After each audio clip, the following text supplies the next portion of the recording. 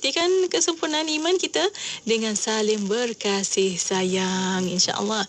Itulah yang kita nakkan dalam ummah kita, insya-Allah, untuk kita mendapat lagi rahmat dan redha Allah Subhanahu wa taala. Dan untuk para pendengar, terus setia bersama kami. Sebentar saja lagi kita akan bersama rancangan setiap hari Isnin jam 5 petang, Raudhah Jiwa. Terus setia bersama kami hanya di Destinasi IKIM.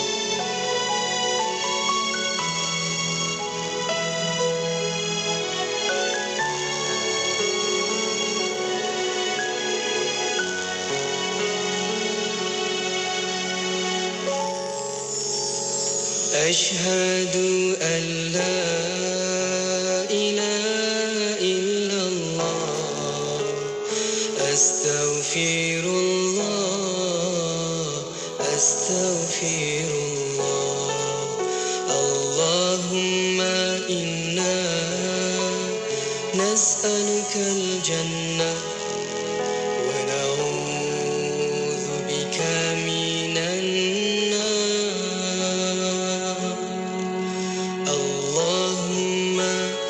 إنك عفو تحب العفو فاعف عنا يا كريم أشهد أن لا إله إلا الله أستغفر الله أستغفر اللهم إنا نسألك الجنة ونعوذ بك من النار اللهم إنك عفو تحب العفو فاعف عنا يا كريم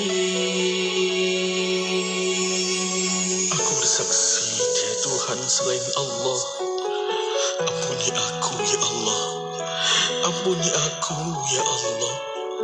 Ya Allah, sesungguhnya aku memohon padamu syurga dan aku berlindung denganmu daripada neraka.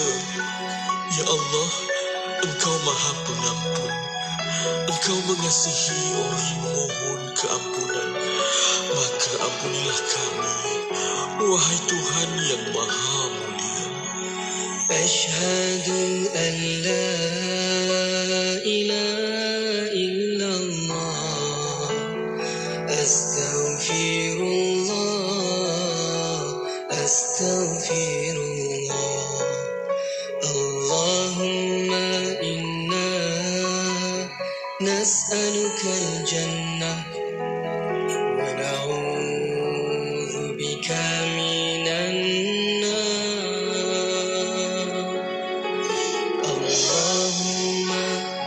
إنك عفو تحب العفو فاعف عنا يا كريم أشهد أن لا إله إلا الله أستغفر الله أستغفر الله اللهم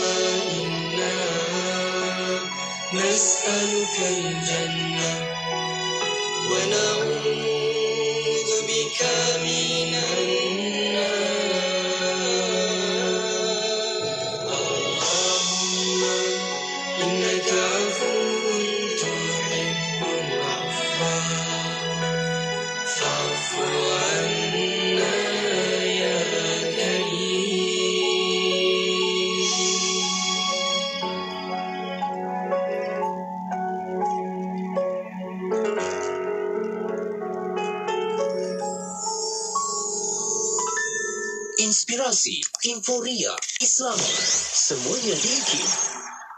Ar-Rahmanir-Rahim.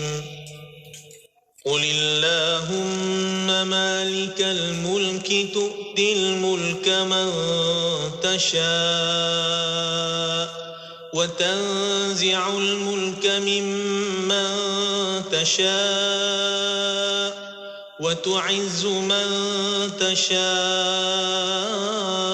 وتذل من تشاء بيدك الخير إنك على كل شيء قدير تولج الليل في النهار وتولج النهار في الليل وتخرج الحي من الميت وتخرج الميت من الحي وترزق من تشاء بغير حساب. Katakanlah, wahai Muhammad, wahai Tuhan yang mempunyai kuasa pemerintahan, Engkaulah yang memberi kuasa pemerintahan kepada sesiapa yang Engkau kehendaki, dan Engkaulah yang mencabut kuasa pemerintahan dari sesiapa yang Engkau kehendaki. Engkaulah juga yang memuliakan sesiapa yang Engkau kehendaki, dan Engkaulah yang menghina sesiapa yang Engkau kehendaki. Dalam kekuasaan Engkaulah sahaja adanya segala kebaikan. Sesungguhnya Engkau Maha Kuasa atas tiap-tiap sesuatu. Engkaulah, wahai Tuhan, yang memasukkan waktu malam ke dalam waktu siang, dan Engkaulah yang memasukkan waktu siang ke dalam waktu malam. Engkaulah juga yang mengeluarkan sesuatu yang hidup dari benda yang mati, dan Engkaulah yang mengeluarkan benda yang mati dari sesuatu yang hidup. Engkau jualah yang memberi rezeki kepada sesiapa yang Engkau kehendaki, dengan tiada hitungan hisabnya. Surah Ali Imran ayat 26 dan 27. سئل النبي صلى الله عليه وسلم أي الإسلام خير؟ قال تطعم الطعام وتقرأ السلام على من عرفت ومن لم تعرف. رواه البخاري. Nabi SAW ditanya, Islam manakah yang paling baik? Nabi SAW menjawab, kamu memberi makan kepada orang lain, mengucapkan salam kepada orang yang kamu kenal dan orang yang tidak kamu kenal. Riwayat Al-Bukhari. أمسينا وأمسى الملك لله والحمد لله لا إله إلا الله وحده لا شريك له له الملك وله الحمد وهو على كل شيء قدير. رب أسألك خير ما في هذه الليلة وخير ما بعدها، وأعوذ بك من شر ما في هذه الليلة وشر ما بعدها. رب أعوذ بك من الكسل وسوء الكبر. رب أعوذ بك من عذاب في النار وعذاب في القبر. Kami dan seluruh kerajaan memasuki waktu petang kerana Allah. Segala puji bagi Allah. Tiada sesembahan yang berhak disembah melainkan Allah semata. Tiada sekutu baginya. Semua kerajaan hanya miliknya dan segala pujian hanya untuknya. Dia Maha berkuasa atas segala sesuatu. Wahai Tuhanku, aku memohon kebaikan yang ada di hari ini dan setelahnya. Sebaliknya aku memohon perlindungan dari keburukan yang ada di hari ini dan setelahnya. Wahai Tuhanku, aku berlindung kepadamu dari kemalasan dan buruknya umur tua. Wahai Tuhanku, aku berlindung kepadamu dari azab neraka dan azab kubur. Allahumma antas salam wa minkas salam wa ilayka ya'udus salam wa ilayka ya'udus salam. فحينا ربنا بالسلام فحينا ربنا بالسلام وأدخلنا الجنة دار السلام وأدخلنا الجنة دار السلام. تباركت ربنا تباركت ربنا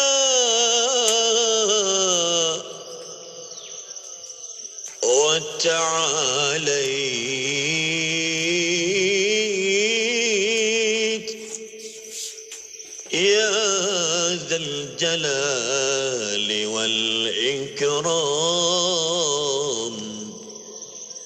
يا ذا الجلال والإكرام يا ذا الجلال والإكرام.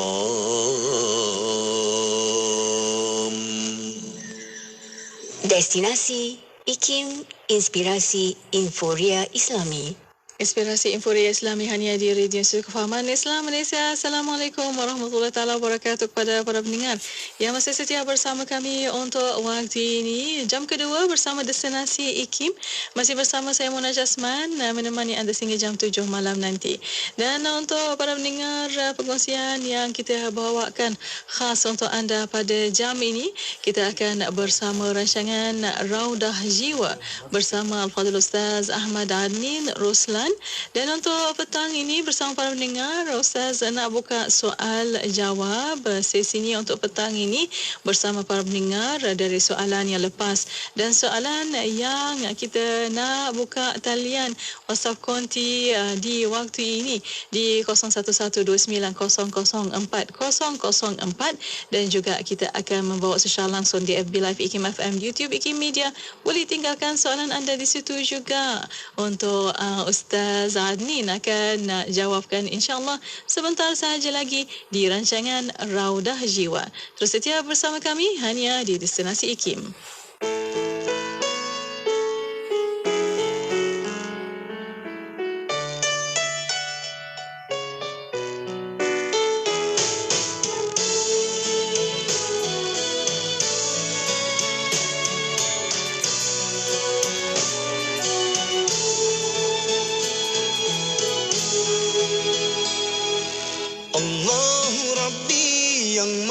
Esa, Maha Pengasih, Maha Penyayang. Allahu Rabbi yang Maha Kuasa, Maha Pemurah, Maha Pemberi. Sesungguhnya tiada yang layak harus disembah selain Allah. Allahu Rabbi Al-Malikul Quddus Al-Mutakabbir Al-Waliyul Kabir. Allahu Rabbi Al-Adlul Latif Al-Hayyul Qayyum Al-Waliyul Hamid. Sesungguhnya yang patut disembah tiada yang lain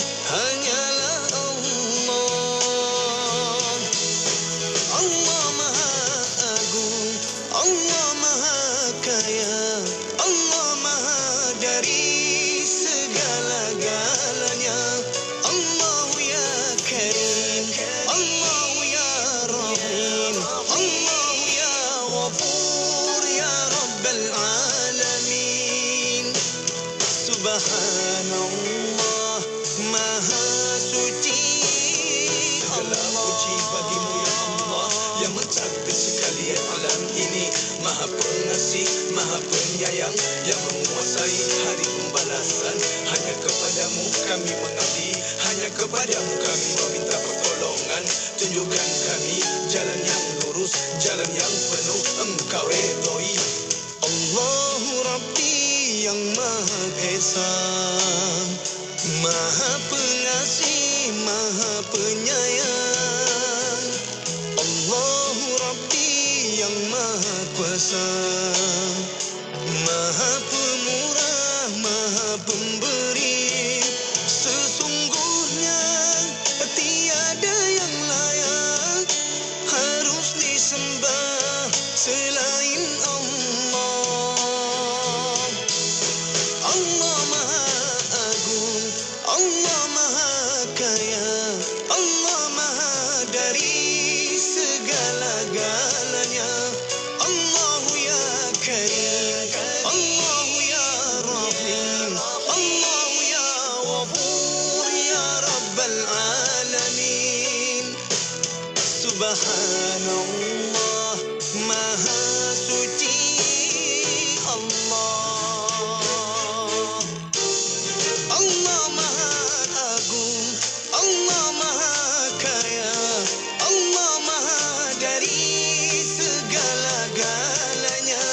Allahu ya Karim, Allahu ya Rahim, Allahu ya Ghafur ya Rabbal Alamin. Subhanallah, Maha Suci Allah.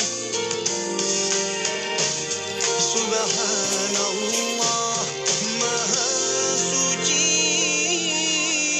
Allah.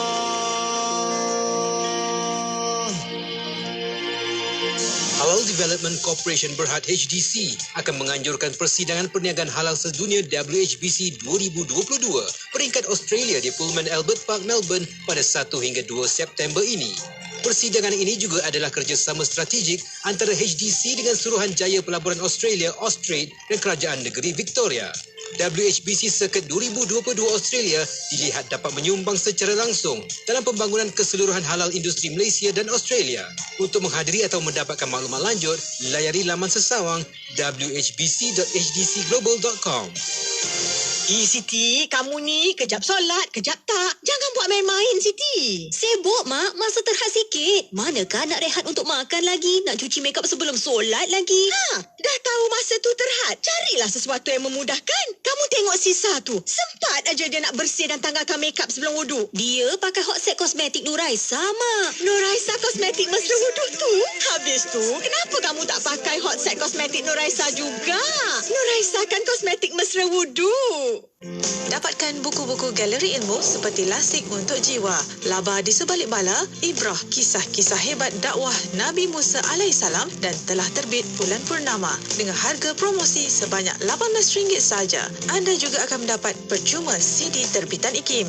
Layari sekarang www.ikimniaga.my atau di Shopee. Cari IKIM Jarak Niaga. Hubungi 011-5769-5400. Radio IKIM membawa kepada anda lagu-lagu nasyid terbaik. Aku hanya tetap untukmu, biarkan cintaku hanya kekal di mana hati tak tergoda, telah terhias seri warna.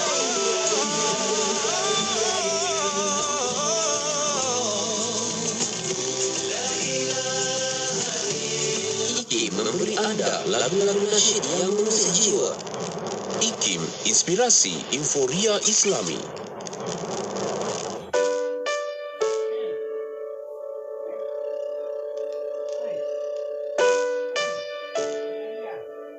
Kita pohon kehadrat Allah, ya Allah, pimpinlah hati, pimpinlah lidah, pimpinlah telinga, pimpinlah rasa kami, pimpinlah pandangan kami sehingga kami dapat bercakap, memahami, bertepatan dengan apa yang Engkau inginkan, ya Allah. Kerana kita sebagai seorang hamba, kita beribadah bukan kerana apa yang kita suka. Kita buat ialah apa yang Allah suka. Dan oleh kerana kadang-kadang kejahilan kita inilah yang kadang-kadang buta mata kita untuk melihat sebenarnya apa yang Allah suka. Dan kerana itulah kita sering derhaka pada Allah dan kita kadang-kadang mementingkan diri kita sendiri, tidak lagi mengutamakan Allah Subhanahu wa taala.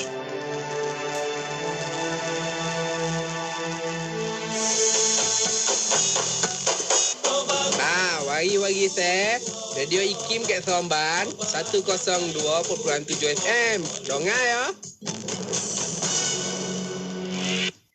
Bismillahirrahmanirrahim. Alhamdulillahirrahmanirrahim. Wassalatu wassalamu ala asyrafil anbiya wal mursalin Sayyidina Muhammad wa ala alihi wa sahbihi ajma'in.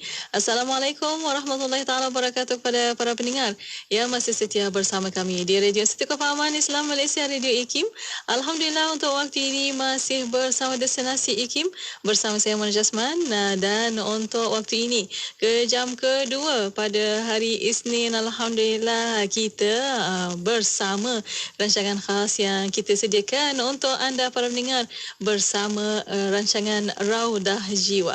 Dan untuk waktu ini kita mengalurkan terlebih dahulu kehadiran Alhamdulillah tetamu untuk Raudah Jiwa bersama Al-Fadhil Ustaz Ahmad Adnin Ruslan di talian pada waktu ini. Assalamualaikum Ustaz. Waalaikumsalam warahmatullahi wabarakatuh. Apa khabar Ustaz? Kaifa haluka? Alhamdulillah sihat. Alhamdulillah Rabbil Alamin. Terima kasih Ustaz meluangkan masa untuk Raudah Jiwa pada petang ini. Alhamdulillah. Dan untuk waktu ini bersama Ustaz, Alhamdulillah kita akan membuka ruang dan peluang sebab Ustaz kata hari ini untuk soal jawab sahaja. Betul Ustaz? Boleh insyaAllah. Boleh insyaAllah. Untuk anda, kita membawa secara langsung di FB Live IKIM FM, di YouTube IKIM Media. Soalan pertanyaan kita buka talian pada waktu ini 01129004 dan juga boleh tinggalkan di FB Live IKIM FM, di YouTube IKIM Media. Dan Ustaz ada banyak soalan sebenarnya Ustaz. Itulah yang kalau boleh kita buka episod kali ini untuk Ustaz jawabkan segala soalan dari minggu-minggu lepas ini. Boleh Ustaz? InsyaAllah. Boleh insyaAllah. Kita mula dengan soalan pertama, boleh Ustaz? Bismillah. Bismillah. Ada soalan di WhatsApp konti pada minggu lepas bertanya, kalau kerja kilang tin mula masuk tak ada tin minuman keras katanya. Apabila tahun kedua mulalah menerima tempahan tin minuman keras pula. Dari beribu tin minuman keras itu hanyalah 1 atau 2% je katanya. Boleh ke saya terus bekerja di situ? Bagaimana Ustaz? Mohon penjelasan. Okey, bismillah, alhamdulillah. Wassalatu wassalamu ala Rasulillah wa ala alihi wa sahbihi wa mawalah. Terima kasih DJ Mona, terima kasih kepada yang bertanyakan soalan dan terima kasih kepada penonton setia Raudah Jiwa IKIM FM. Semoga pertemuan kita pada minggu ini Allah berkati dan mudah-mudahan kita semua sama-sama dapat masuk syurga tanpa hisap insya-Allah. Menjawab soalan pertama pada petang ini. Ada seorang tu dia kata dia kerja di kilang tin. Awal-awal tak ada pula orang request untuk ada tin arak. Tapi makin lama makin dia kerja, tiba-tiba ada klien daripada syarikat arak yang suruh mereka buatkan tin untuk syarikat arak tersebut. Tapi dalam 2% je kan dia punya peratusan tin arak yang mereka kena buat. So adakah dia perlu berhenti kerja? Itu soalannya. Yang terbaik, yang lebih dekat dengan takwa, berhenti.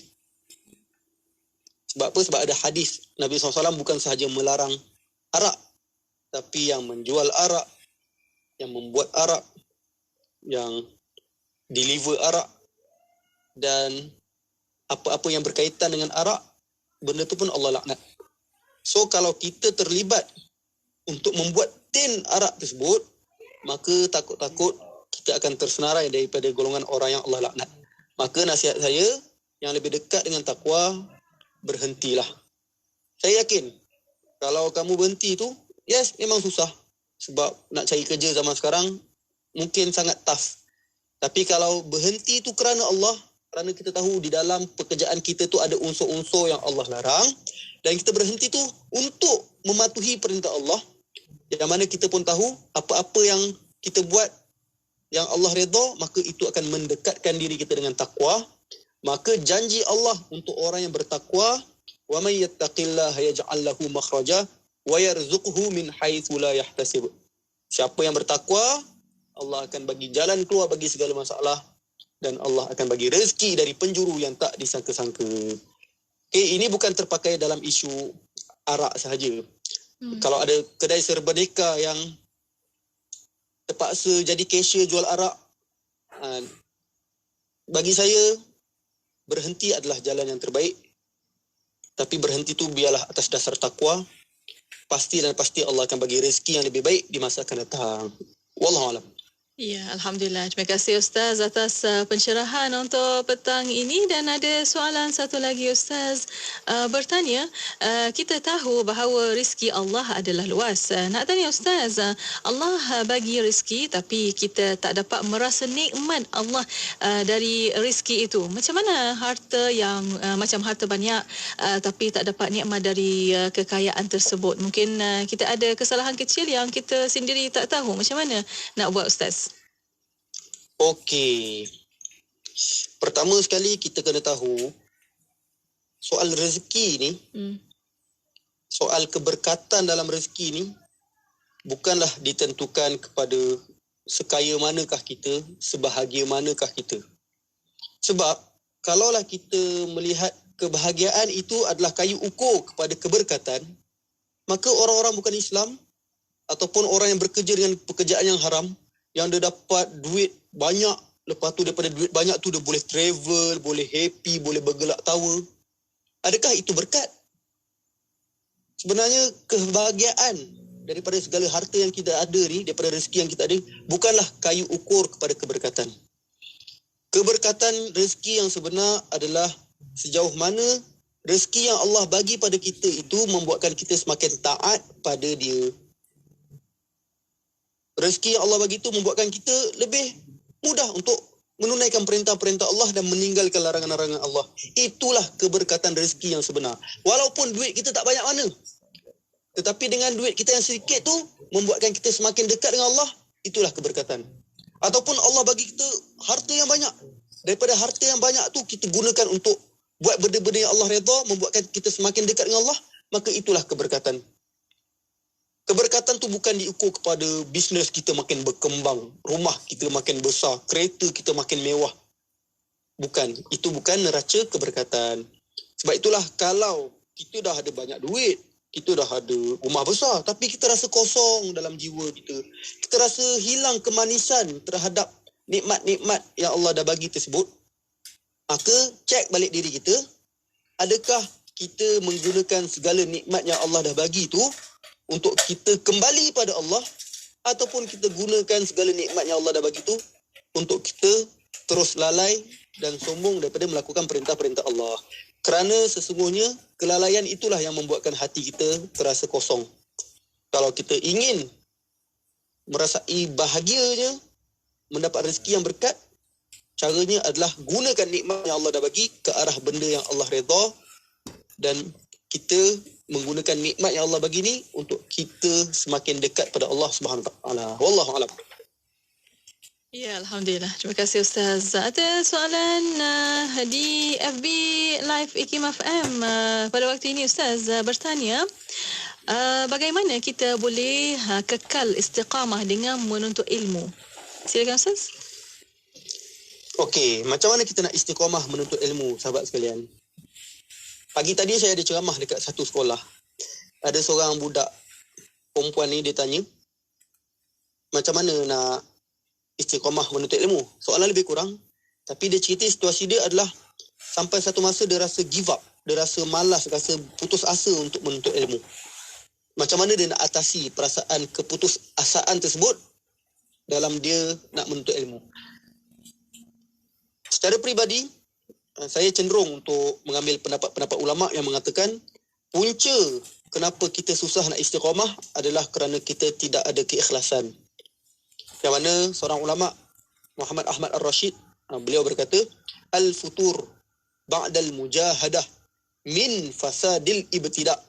Berputus asa setelah bersusah payah berpunca daripada niat permulaan yang salah. Kalau niat kita menuntut ilmu tu jelas, ya Allah, aku menuntut ilmu ni kerana Engkau, ya Allah, kerana aku nak menjadi orang yang lebih mendekati-Mu, ya Allah, kerana aku ingin mengikut sunnah Nabi-Mu, yang mana Rasulullah banyak mengajak umatnya untuk menuntut ilmu, dan aku nak gunakan ilmu yang aku ada untuk memberi manfaat pada masyarakat. Kalau niat kita menuntut ilmu tu adalah untuk benda-benda yang Allah redha, seperti yang saya sebutkan tadi, yakinlah pasti dan pasti kita akan mudah untuk istiqamah. Orang kutuk ke, orang perli ke, dapat result gempak ke, dapat result tak gempak ke, dapat SPM straight A ke ataupun tak ada A ke, kita tahu aku belajar ni bukanlah untuk mendapat penghargaan manusia, bukanlah untuk dapat result yang gempak-gempak, bukanlah belajar dapat result gempak supaya dapat beasiswa semata-mata. Tidak. Tapi aku belajar kerana Allah. Aku nak menjadi Muslim yang lebih baik, yang lebih mendekati dia, yang lebih memahami agama dia, yang menjadikan kita orang yang lebih bermanfaat untuk masyarakat. Maka keikhlasan tersebutlah yang akan membuatkan kita mudah untuk istiqamah. Tapi bila tak ikhlas, tu yang kena kutuk sikit, down, dapat result gempak, tak gempak sikit, down dan sebagainya. Wallahu alam. Ya, Alhamdulillah. Terima kasih Ustaz atas pencerahan. Dan untuk waktu ini, Ustaz dan para pendengar, kita akan berehat seketika. Kita akan kembali selepas ini. Untuk anda terus setia bersama kami dan hantarkan soalan anda melalui WhatsApp konti 0112900404 dan juga boleh tinggalkan di FB Live IKIM FM, di YouTube IKIM Media. Berehat seketika, kembali selepas ini. Terus setia bersama kami hanya di Destinasi IKIM. Penyampai berkaliber, pengisian bermutu, inspirasi, euforia Islam, semuanya di IKIM.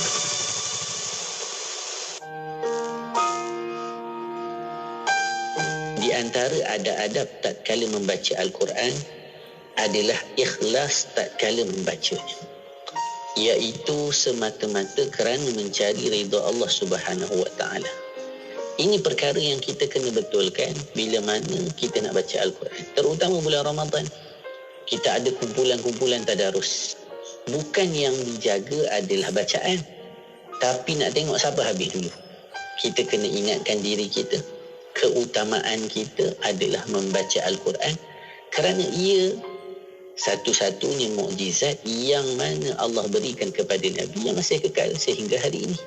Jadi bila kita ikhlas dalam membaca, kita akan mendapat bimbingan daripada Allah melalui Al-Quran yang kita baca. Jadi kena ingat, tulis dekat kita punya buku tu, jangan niat nak siapa habis dulu. Jangan niat siapa semata-mata baca lebih sedap, nak dapat pujian daripada orang. Bukan itu niat kita membaca Al-Quran. Tetapi niatnya untuk mendapat keridhaan Allah Subhanahu wa ta'ala. Jadi yang paling utama nak baca Quran, ikhlas. Kerana Al-Quran ini wahyu daripada Allah, maka kita kena baca kerana Allah.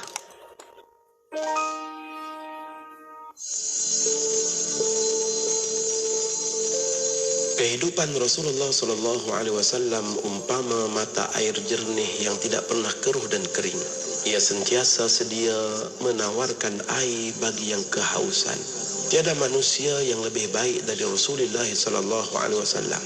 Baginda adalah teladan terbaik buat seluruh umat. Dalam apa jua keadaan, baginda sentiasa sedia membimbing dengan penuh kasih sayang. Pernah seorang Arab Badawi yang tidak tahu tentang hukum dan adab telah membuang air kecil di dalam masjid. Tindakan orang tersebut membuatkan para sahabat yang melihatnya merasa marah. Mereka menegur Badawi tersebut dengan keras sekali, menyuruh lelaki itu menghentikan perbuatannya itu. Rasulullah SAW dengan tenang bersabda kepada para sahabat yang sedang marah kepada orang itu, biarkan dia. Mendengar sabdaan tersebut, para sahabat pun membiarkan Badawi itu sampai selesai hajatnya. Setelah itu, Rasulullah SAW memanggilnya dan bersabda, sesungguhnya masjid ini tidak boleh terkena air kencing ataupun kotoran lain sedikit pun. Sesungguhnya ia digunakan untuk mengingati Allah, salat dan membaca Al-Quran. Setelah itu Rasulullah SAW meminta seorang sahabat membawakan sebaldi air. Kemudian baginda menyiramkan air tersebut ke tempat yang terkena kotoran itu. Begitulah indahnya akhlak dan kasih sayang Rasulullah SAW terhadap orang yang tidak tahu.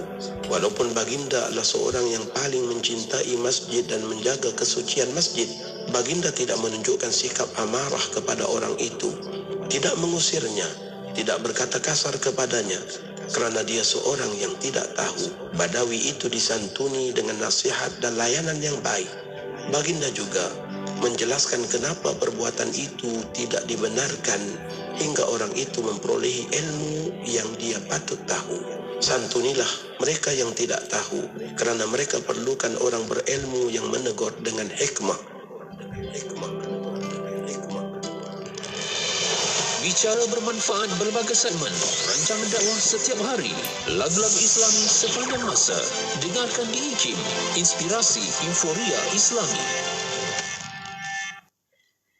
Bismillah, alhamdulillah, wassalatu wassalamu ala rasulillah. Alhamdulillah, masih bersama destinasi IKIM pada waktu ini untuk rancangan Raudah Jiwa bersama Al-Fadhil Ustaz Ahmad Adnin Ruslan. Alhamdulillah, pada waktu ini masih di talian dan banyak soalan yang kita dapat pada petang ini. Dan untuk anda, ada soalan pertanyaan boleh hantarkan melalui WhatsApp konti 01129 004 004 dan juga boleh tinggalkan di FB Live IKIM FM, di YouTube IKIM Media. Dan Ustaz, ada soalan di FB pada waktu ini, di Facebook IKIM FM. Bertanya Ustaz, macam mana nak atasi ketagihan gadget? Silakan Ustaz. Okey, bismillah. Ketagihan gadget ni satu benda yang bahaya juga. Sebab apa? Sebab dekat gadget ni ada macam-macam benda tau.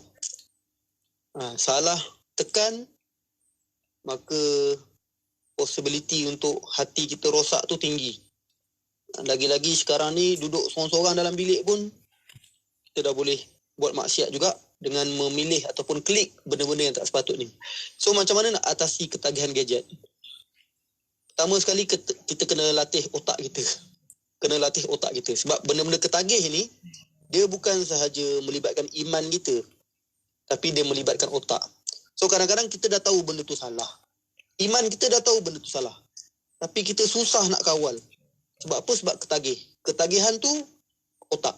So macam mana nak adjust otak kita supaya ketagihan tu hilang? Benda ni perlu praktis, kena buat latihan, kena step by step, dan dia ada proses. Dia bukan hari ni kata, okey, aku nak stop main gadget, esok terus berjaya. No. Nak atasi ketagihan tu dia ada proses-proses dia. Kena cuba latih diri. Contoh, okey, kalau aku nak main gadget, aku kena cuba disiplinkan diri aku pukul sekian-sekian sampai pukul sekian-sekian sahaja. Sekiranya aku lebih, maka aku kena denda diri aku sedekah dekat masjid RM10. Contoh. Okey, kalau aku nak main gadget, kena main ketika aku betul-betul nak merehatkan diri sahaja. Dan letak tempoh 1 jam ke setengah jam. Lepas tu, okey, aku nak fokus buat benda lain yang lebih utama. Belajar ke, menuntut ilmu ke, kerja ke. Kita set otak kita macam itu dan perlukan latihan. Kalau kita tak berjaya disiplinkan otak kita, kita cuba denda diri kita sendiri. Denda sedekah RM10 ke, denda pergi baca Quran 5 muka surat ke, denda baca buku agama 10 muka surat ke, apa-apalah denda. Supaya kita rasa macam bersalah setiap kali kita melanggar disiplin diri kita tu. Dan supaya setiap kali kita denda diri kita tu, kita dapatlah manfaat juga. Dapat manfaat baca Quran 5 muka, dapat manfaat baca buku agama 10 muka. Terpulang kepada cara masing-masing macam mana dia nak denda diri kita. Dan bagi saya, red flag ataupun macam mana kita nak tahu kita ni dah ketagih sangat gadget adalah time bekerja pun main phone juga.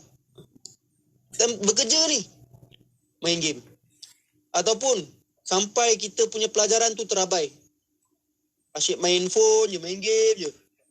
Ataupun kita tinggalkan kewajipan-kewajipan kita, kewajipan dakwah, ataupun kita dah mula melewatkan solat, tak kisahlah layan drama, movie, layan TikTok, layan game ke apa-apa.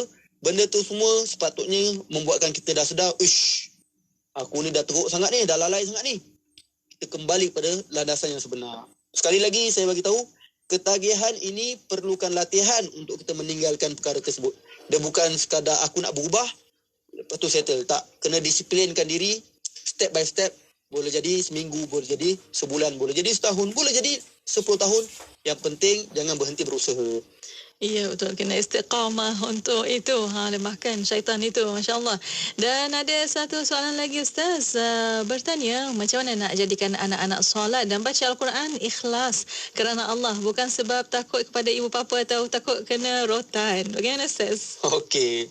Macam mana nak jadikan anak-anak kita solat dan baca Quran ikhlas kerana Allah. Ya. Bukan sebab takut kena rotan ke, takut kena marah dengan mak ayah ke. Pertama sekali lagi saya suka tegaskan, anak-anak sebenarnya mereka paling terkesan bukanlah dengan kata-kata kita, tetapi anak-anak terkesan dengan perbuatan kita. So, daripada kecil, kalau boleh kita biar anak kita nampak kita rajin solat, anak kita nampak kita rajin baca Al-Quran. Sebagai contoh, kalau seorang ayah ada anak lelaki misal kata, kerap-keraplah bawa anak lelaki yang kecil tu pergi masjid, walaupun mereka berlari-lari ke, walaupun mereka bermain-main, tak solat pun. Tapi daripada kecil, dia nampak ayah dia solat. Ataupun mak, setiap kali nak solat, pakai telekung bentang sejadah tu, solat tu biarlah depan anak-anak juga. Supaya dia nampak, uish, mak aku ni, setiap kali waktu solat, mak aku solat. Bila mereka dah nampak, obviously mereka akan bertanya, mak buat apa, ayah buat apa. Ketika itulah kita explain sikit-sikit. Bila kita dah explain sikit-sikit, mereka dah faham sikit-sikit. Bila mereka dah besar sikit, kita latih mereka untuk solat. Awal-awal mungkin mereka tak dapat solat full 5 waktu. Tapi cuba 1 waktu. Kemudian cuba 2 waktu, 3 waktu, 4 waktu, 5 waktu. Sampailah mereka dah umur 10 tahun ke atas. Ketika itu kita kena tegas sikit. Okey? Kita kena mula tegas. Kenapa tak solat? Kalau mereka tak solat, kita kena rotan sikit. Ataupun janganlah setiap waktu rotan. Ada masa kita ajak mereka, kita rotan kalau mereka memang degil sangat, ataupun kita bagi nasihat. Yang penting nak dakwah ataupun nak didik anak ni bukanlah dengan cara rotan dan marah semata-mata. Ada banyak lagi cara-cara. Nak rotan, nak marah tu sekali-sekala boleh. Tapi jangan jadikan benda tu yang utama. Sebab kalau sikit-sikit marah, sikit-sikit rotan, sikit-sikit marah, sikit-sikit rotan, akhirnya mereka solat tu dalam keadaan terpaksa. Bukan kerana mereka faham ataupun bukan kerana mereka tahu benda tu satu kewajipan. So, didiklah anak kita untuk memahami agama, bukan takut kepada agama, takut kepada rotan, takut kena marah. Sebab biasanya orang yang mengamalkan agama kerana takut, bila ketakutan itu telah hilang, mereka akan tinggalkan agama. Contohnya bila diorang dah besar, tak ada siapa nak kawal mereka tinggalkan perkara tersebut. Wallahualam. Ya, betul itu Ustaz. Alhamdulillah. Terima kasih atas pencerahan. Dan ada soalan satu lagi. Dia nak bertanya pasal akidah. Dia kata kalau kita dah besar baru kita buat ibadah dan sebagainya. Sebab masih kecil, mak ayah kita tak buat untuk kita. Bagaimana Ustaz? Maknanya dia time dah besar baru dia solat dan sebagainya. Time kecil mak ayah dia tak pernah hajar dia dan sebagainya. Betul? Okey. Sekiranya perkara itu terjadi, pertama sekali bersyukurlah kerana Allah SWT bagi hidayah. Walaupun daripada kecil tak dapat didikan agama, tiba-tiba bila dah besar Allah timbulkan kesedaran untuk dia mengamalkan agama. Itu satu anugerah. Sebab tak ramai orang dapat anugerah untuk mengamalkan agama, dapat hidayah. So hargai, syukuri hidayah tersebut. Yang kedua, bila hidayah tu dah sampai, perasaan nak berubah, perasaan nak menjaga agama tu dah datang, cepat-cepat sambut hidayah tersebut dengan kita menuntut ilmu. Bila kita dah ada ilmu, baru kita tahu macam mana nak solat, macam mana nak puasa, macam mana nak baca Quran. Belajar. Sambil-sambil kita belajar tu, kita usaha untuk mengamalkan agama. Jangan tunggu dah penuh ilmu baru nak amalkan. Tak. Kita beramal sambil belajar, sambil amal, sambil belajar. Kalau silap baiki. Sebab apa? Sebab kalau kita tangguhkan kebaikan, takut-takut perasaan nak buat kebaikan tu akan hilang. Okey? Dan sekiranya lama dulu kita tak solat, dah besar baru kita ada kesedaran nak solat, maka wajib untuk kita qada solat-solat yang lalu. Okey? Pertama sekali, bermula daripada saat kesedaran untuk kita mula solat tu, jangan tinggalkan solat lagi dan kita qada solat-solat yang lampau. Contohlah, kita tak ingat berapa banyak solat yang kita tak qada. Kita tak ingat berapa banyak solat yang kita tinggalkan. Kita tak ingat. Macam mana nak qada? Okey, buat anggaran. Contoh, kalau aku tak solat dah 5 tahun. So, kita pun kenalah qada 5 tahun dengan cara macam mana? Nak solat banyak-banyak terus pun boleh, tapi cara mudah ulama ajar, setiap kali kita solat satu waktu, kita solat 2 kali. Contohnya solat subuh. Dah habis solat subuh, kita bangun lagi solat subuh tapi niat qada. Solat zuhur, bangun lagi solat zuhur, niat qada. Solat asar, bangun lagi asar. Maghrib, isyak. Buat benda tu setiap hari selama 5 tahun, bermakna kita dah qada 5 tahun punya solat. Dan kalau on the way kita usaha nak qada tu, tiba-tiba kita meninggal. Dan kita meninggal dalam keadaan kita tak berjaya qada full solat-solat lama kita yang kita tinggalkan. Maka Allah SWT akan pandang usaha kita. Bila Allah tanya, apa usaha engkau untuk qada? Kita ada jawapanlah di depan Allah. Ya Allah, aku dah usaha tapi di pertengahan jalan aku meninggal dunia.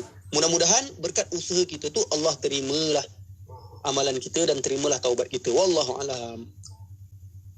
Ya, Alhamdulillah. Terima kasih Ustaz atas pencerahan ini. Dan Ustaz, ada banyak lagi soalan. Kita berehat seketika untuk waktu ini. Kita akan kembali selepas ini. Untuk anda juga boleh hantarkan soalan pertanyaan untuk waktu ini 0129-004-004 dan juga boleh tinggalkan di FB Live IKIM FM, di YouTube IKIM Media. Radio IKIM sentiasa memberi anda lagu-lagu ketuhanan yang terbaik.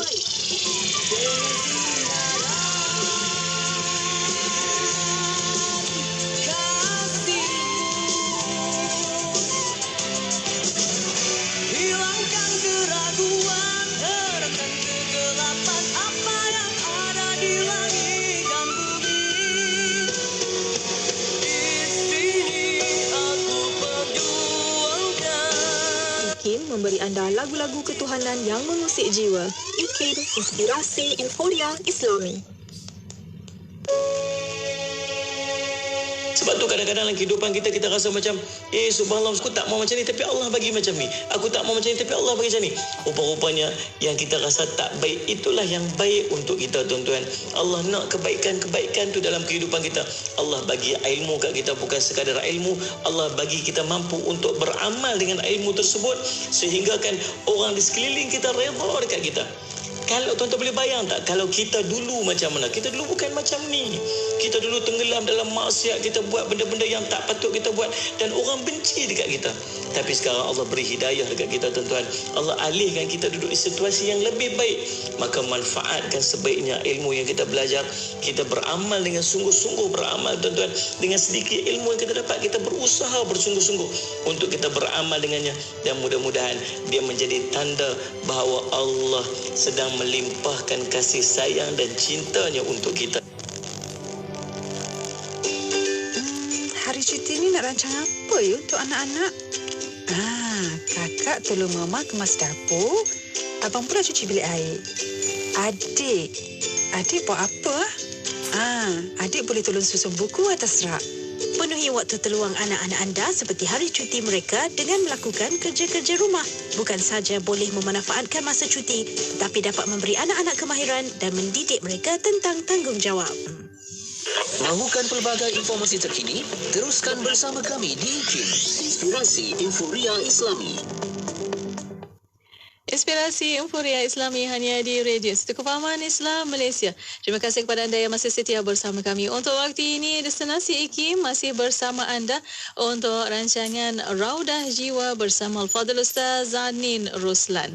Dan Alhamdulillah untuk waktu ini, kita ada soalan di FB Live IKIM FM, di YouTube IKIM Media dan juga di WhatsApp konti 0112900404. Ustaz banyak soalan, Masya Allah, Alhamdulillah untuk waktu ini. Dan ada yang bertanya juga Ustaz, soalan di WhatsApp bertanya, macam mana nak sesuaikan diri sebagai seorang isteri yang perlu selalu minta izin dengan suami dan taat segala perintah dia. Contoh, kita nak sedekah duit kita, memang kena bagi tahu ke atau lepaskan, lepas tu suami tak bagi, kerja kena jaga anak, memang kena taat macam tu ke atau bagaimana Ustaz? Silakan. Okey, untuk suami dan isteri, antara hak seorang isteri kepada suami adalah dia perlu mentaati suami sekiranya arahan suami itu tidak bertentangan dengan syarak. Contohnya nak keluar rumah pun kena minta izin suami. Ataupun nak menerima tetamu pun kena minta izin suami. Ataupun kita nak bekerja. Kalau suami tak izinkan bekerja, tak boleh bekerja. Kalau suami izinkan, baru boleh bekerja. Dan macam mana kita nak sesuaikan diri kita? Kita ingat satu benda je. Anggaplah mentaati suami itu satu ibadah. Bila kita rasa mentaati suami itu satu ibadah, maknanya kita tahu itu adalah arahan Allah dan Rasul, dan kita tahu setiap kali kita mentaati suami itu, kita dapat pahala yang cukup besar di sisi Allah Subhanahu Wa Taala. Okey? Tapi satu hakikat, kadang-kadang ada perkara-perkara yang mungkin kita terlepas pandang, yang isteri buat yang mungkin suami tak tahu dan tidak izinkan kan. Sebagai seorang suami pun kenalah, orang kata apa, ada sifat berlapang dada dan kena banyak komunikasi dengan cara yang baik. Janganlah semua benda kita nak kontrol. Satu hal juga, contohnya isteri nak sedekah dekat mana pun suami kontrol. Isteri nak solat pukul berapa pun suami kontrol. Isteri nak buat benda-benda yang nak simpan duit kat mana ke, nak belanja ini, belanja itu, semua suami kontrol. Saya tak kata salah benda tu secara sepenuhnya. Cuma biarlah kita dan isteri tu hubungan kita realistik. Janganlah semua benda kita nak kontrol. Benda-benda yang kita rasa membawa kebaikan untuk isteri kita, kita kontrol. Tapi benda-benda yang kita yakin dan trust isteri kita tidak akan buat benda yang bertentangan dengan syarak. Contohnya dia nak bersedekah, dia nak berpuasa dan sebagainya. Kita redha je. Ya Allah, aku izinkan segala kebaikan-kebaikan yang isteri aku nak buat selagi benda tu tidak bertentangan dengan syarak. Ya Allah, dia nak puasa, dia nak solat, dia nak sedekah, tanpa pengetahuan aku pun aku izinkan, ya Allah. Benda begitu akan menjadikan rumah tangga lebih harmoni lah, insya-Allah. Ya, insya-Allah. Amin. Dan untuk waktu ini ada soalan di Facebook Live IKIM FM bertanya, Ustaz, minggu lepas Ustaz mengatakan punca anak menjadi derhaka adalah disebabkan masalah akidah. Mohon pencerahan, Ustaz. Okey, minggu lepas kita ada membincangkan satu topik yang hangat, iaitu tentang isu derhaka kepada orang tua. Dan antara mukadimah saya mengatakan bahawasanya derhaka sebenarnya adalah satu masalah akidah. Kenapa? Kerana Allah SWT setiap kali bercerita tentang arahan untuk tidak mensyirikkan Allah, Allah selitkan juga arahan untuk berbuat baik pada mak ayah. Contohnya, Allah ta'budu illa iyyah wa bil walidaini ihsana dalam Quran. Hendaklah kamu tidak menyembah kecuali kepada Allah dan hendaklah kamu berbuat baik pada ibu dan ayah. Dalam hadis, bila Nabi SAW kata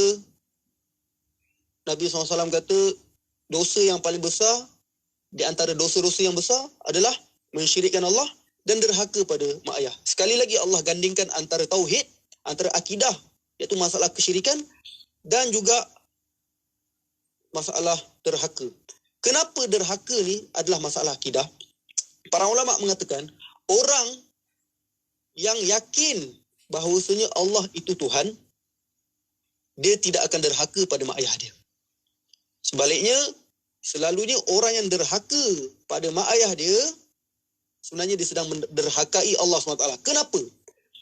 Kerana kalau dengan mak ayah yang telah berkorban segala-galanya pada sang anak tu, dia tak mampu berterima kasih, bahkan dia menderhakai mak ayah dia, menolak mak ayah dia, itu orang yang paling berjasa pada kita. Pun kita menderhaka pada mereka, apatah lagi Allah SWT, Tuhan yang memberi kita segala-galanya. Lagilah seseorang yang menderhaka pada mak ayah tu, ada possibility yang sangat tinggi untuk menderhaka pada Allah SWT juga. Sebab itulah sahabat sekalian, jangan ingat derhaka ni isu kecil. Derhaka adalah berpunca daripada masalah akidah. Kita tidak meyakini Allah SWT, itulah punca sebenar seseorang anak tu menjadi derhaka. Wallahualam.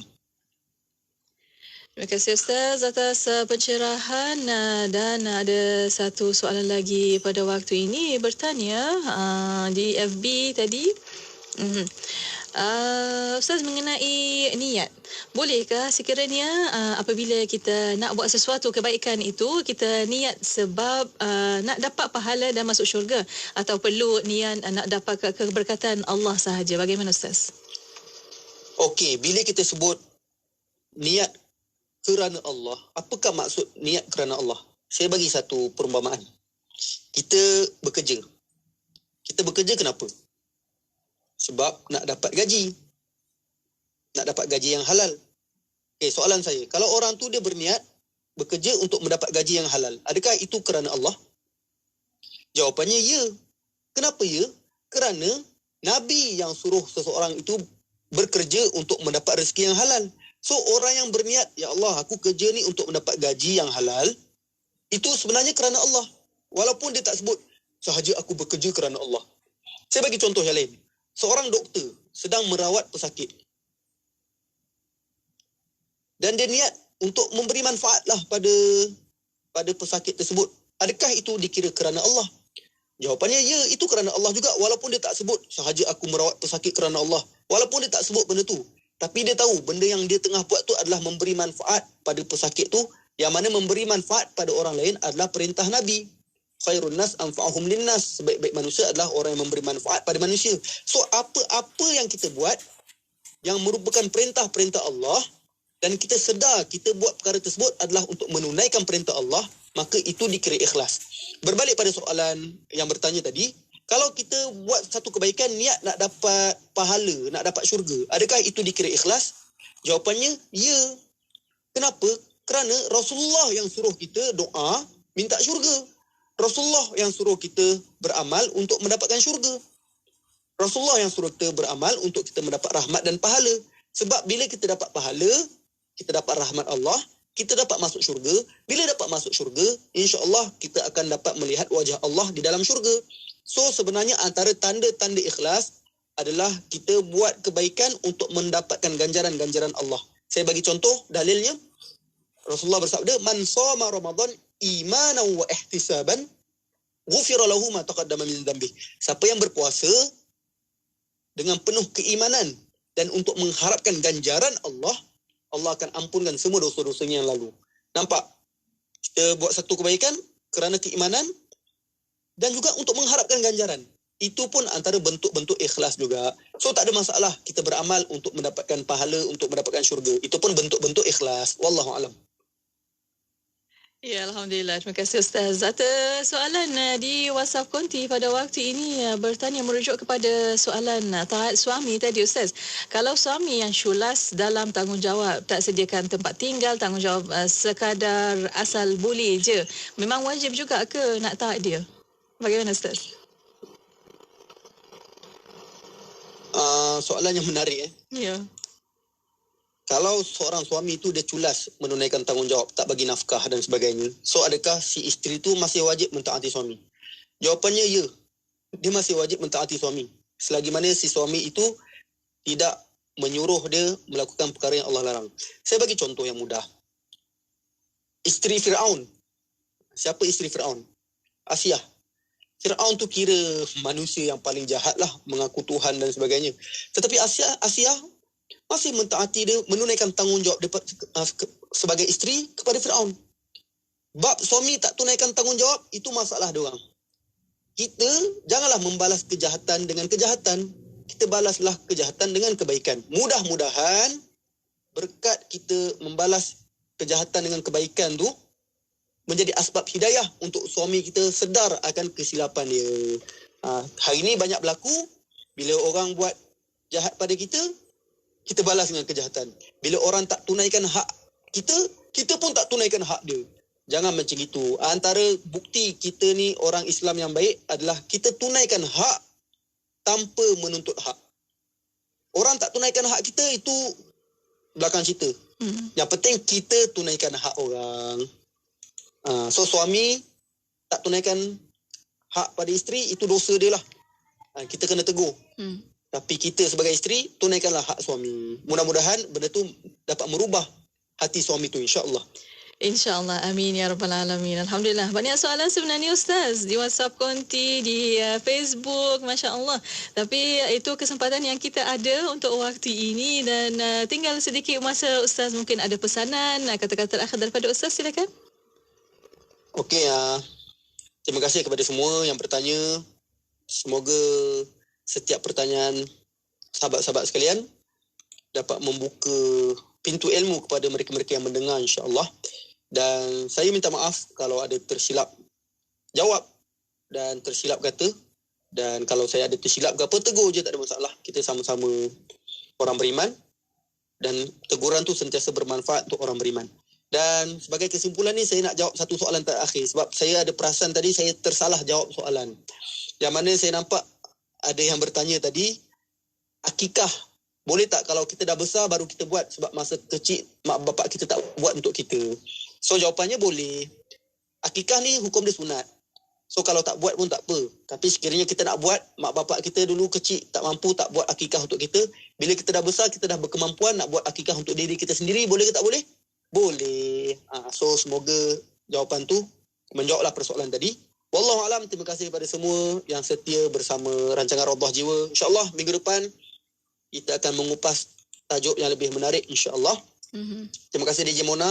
Ya, dan itu saja. Assalamualaikum warahmatullahi wabarakatuh. Waalaikumsalam warahmatullahi wabarakatuh. Terima kasih juga kepada Al-Fadhil Ustaz Ahmad Anin Ruslan. Kita akan jumpa lagi Ustaz. Jazakallah anna kulla khair. InsyaAllah jumpa lagi. Assalamualaikum. Waalaikumsalam warahmatullahi. Dan terima kasih kepada para pendengar yang setia bersama kami, dan untuk anda terus setia bersama kami. Destinasi IKIM, inspirasi Inforia Islami. Balik Pulau, Pulau Pinang, 102.7 FM. Saya tengok sekarang ramai yang terkesan akibat pandemik COVID-19 ni. Tapi dalam kita kena duduk diam jaga SOP, Mawib, saya tengok tak berhenti-henti buat pelbagai inisiatif kepada asnaf wilayah persekutuan. Ya, betul sangat. Saya kadang-kadang kesian juga dengan skuad asnaf Mawib ni. Yalah, tak kira waktu bekerja. Dari mula PKP 1.0 sehingga 3.0, lebih 200 juta diberikan kepada asnaf. Betul, harap ia membantu asnaf untuk membina semula kehidupan. Saya dengar sesiapa yang terkesan dan memerlukan bantuan, boleh saja buat temu janji dengan Mawib. Ya, memang betul. Tapi sebelum buat temu janji tu, kita boleh semak dulu skim-skim bantuan Mawib yang disediakan di dalam website www.maiwb.gov.my. Dan jika sudah tahu apa yang ingin dipohon, boleh muat turun borang, kemudian buat temu janji untuk menghantar borang tersebut. Oh, mudah je. Matematik, CV di kepala congak bersahaja. Matematik, daftar sekarang. Pentagon Math, seluruh negara memang unik, memang mudah. Matematik, cepat. Pentagon Math, matematik jadi hebat. Daftar sekarang di www.pentagonmath.com. يا لطيف ويا لطيف يا لطيف ويا لطيف يا لطيف ويا لطيف يا لطيف ويا لطيف يا لطيف ويا لطيف يا فتاه يا عليم يا فتاح يا عليم يا فتاح يا عليم يا فتاح يا عليم يا لطيف يا لطيف يا لطيف